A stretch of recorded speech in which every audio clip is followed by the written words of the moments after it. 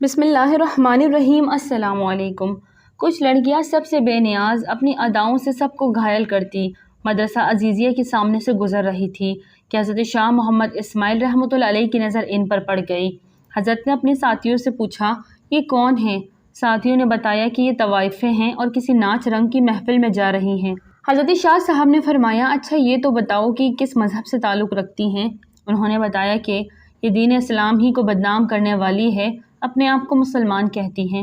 شاہ صاحب نے جب یہ بات سنی تو فرمایا، مان لیا کہ بد عمل اور بد کردار ہی صحیح، لیکن کلمہ گو ہونے کے ناطے ہوئے تو ہم مسلمانوں کی بہنیں ہیں، لہٰذا ہمیں انہیں نصیحت کرنی چاہیے، ممکن ہے گناہ سے باز آ جائے۔ ساتھیوں نے کہا، ان پر نصیحت کا کیا خاک اثر کرے گی؟ انہیں نصیحت کرنے والا تو الٹا خود بدنام ہو جائے گا۔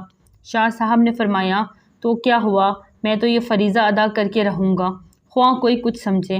ساتھیوں نے عرض کیا، حضرت آپ کا ان کے پاس جانا قرائن مصلحت نہیں ہے، آپ کو پتہ ہے کہ شہر کے چاروں طرف آپ کے مذہبی مخالفین ہیں جو آپ کو بدنام کرنے کا کوئی موقع نہیں چھوڑتے۔ آپ نے فرمایا، مجھے ذرا برابر پرواہ نہیں، میں انہیں ضرور نصیحت کرنے جاؤں گا۔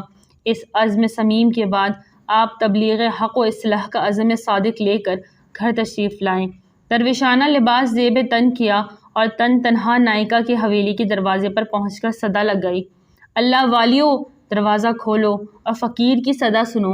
آپ کی آواز سن کر چند لڑکیاں آئیں، دروازہ کھولا تو دیکھا باہر درویش صورت بزرگ کھڑا ہے۔ انہوں نے سمجھا کہ کوئی گداگر فقیر ہے، سو چند روپے لا کر تھما دیے، لیکن اس نے اندر جانے پر اصرار کیا اور پھر اندر چلے گئے۔ شاہ صاحب نے دیکھا کہ چاروں طرف شمع اور قندیلیں روشن ہیں، طوائفیں طبلے پر ڈھولک کی تھاپ پر تھرک رہی ہیں، ان کی پازیبوں اور گھنگروؤں کی جھنکار نے عجیب سما باندھ رکھا ہے۔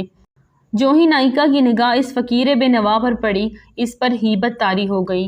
وہ جانتی تھی کہ اس کے سامنے فقیرانہ لباس میں گداگر نہیں بلکہ شاہ اسماعیل کھڑے ہیں، جو حضرت شاہ ولی اللہ کے پوتے شاہ عبدالعزیز، شاہ رفیع الدین، شاہ عبدالقادر کے بھتیجے ہیں۔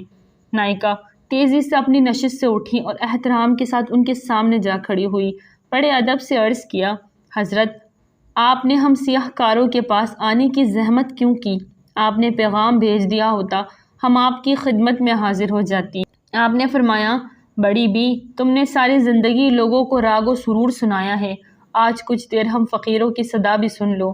جی سنائیے، ہم مکمل توجہ کے ساتھ آپ کا بیان سنیں گے۔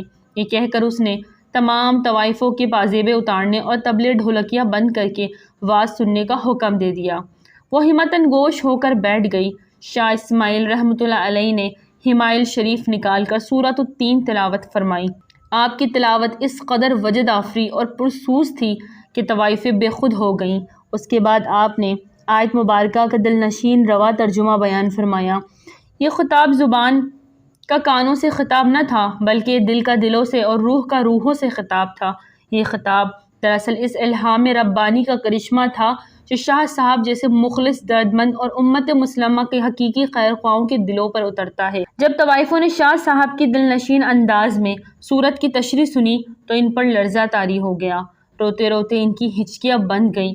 شاہ صاحب نے جب ان کی آنکھوں میں آنسوؤں کی جھڑکیاں دیکھی تو انہوں نے بیان کا رخ توبہ کی طرف موڑ دیا اور بتایا کہ جو گناہ کر بیٹھے پھر اللہ سے اس کی معافی مانگ لے تو اللہ بڑا رحیم ہے، وہ معاف بھی کر دیتا ہے، بلکہ اسے تو اپنے گناہ گار اور سیاہ کار بندوں کی توبہ سے بے حد خوشی ہوتی ہے۔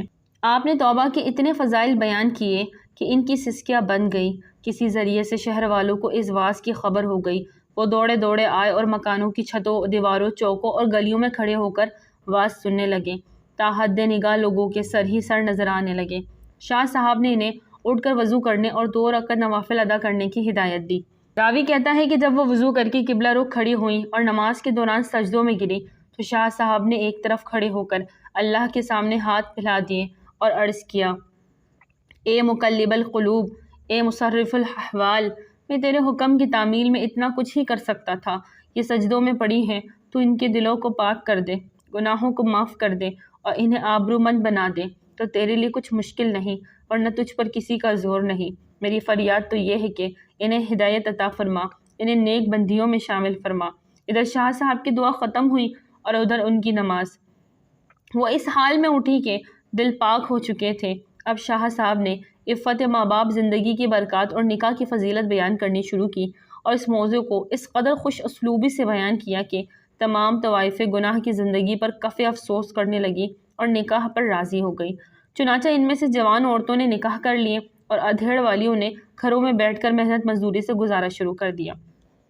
کہتے ہیں کہ ان میں سب سے زیادہ خوبصورت موتی نامی خاتون کو جب اس کے سابقہ جاننے والوں نے شریفانہ حالت اور سادہ لباس میں مجاہدین کے گھوڑوں کے لیے ہاتھ والی چکی پر دال پیستے دیکھا تو پوچھا، وہ زندگی بہتر تھی جس میں تو ریشم و حریر کے ملبوسات میں شاندار لگتی تھی اور تجھ پر سیم و زر نچھاور ہوتے تھے، یا یہ زندگی بہتر ہے جس میں تیرے ہاتھوں پر چھالے پڑے ہوئے ہیں؟